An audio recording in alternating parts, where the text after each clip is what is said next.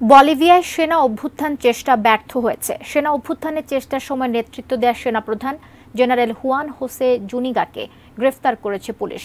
BBC জানায়, বুধবার রাজধানী লাপাজের ঐতিহাসিক সেন্ট্রাল প্লাজা মুরিলো চত্বরে জড়ো হতে থাকেন সেনা সদস্যরা। এ সময় প্রেসিডেন্ট ভবনের বাইরে অবস্থান করছিলেন জেনারেল হুয়ান। তাকে ঘিরে ছিল সেনা সদস্য সহ ৮টি ট্যাঙ্ক ও সাঁজোয়া যান।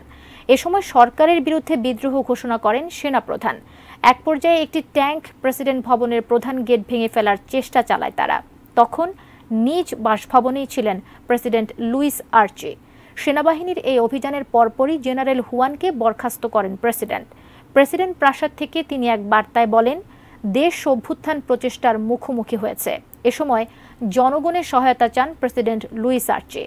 নতুন সেনাপ্রধান হিসেবে নিয়োগ দেওয়া হয় হোসে উইলসন সানচেজকে। পরে নতুন সেনাপ্রধান সেনা সদস্যদের ব্যারাকে ফিরে যাওয়ার নির্দেশ দেন। এই আহ্বান জানান প্রেসিডেন্টও।